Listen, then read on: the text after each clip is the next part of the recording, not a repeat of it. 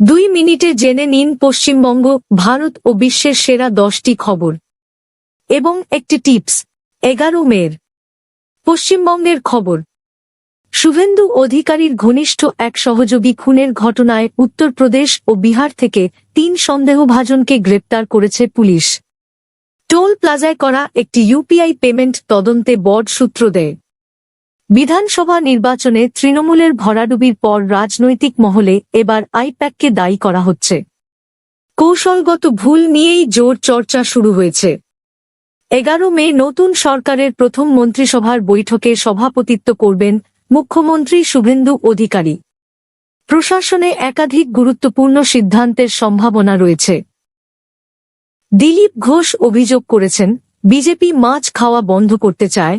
এই প্রচার করে মমতা বন্দ্যোপাধ্যায় ভুজো রাজনৈতিক বর্ণনা তৈরি করেছেন। শুভেন্দু অধিকারীর প্রশাসনে খুব শিগগিরই বড় রদবদল হতে পারে বলে প্রশাসনিক সূত্রে খবর।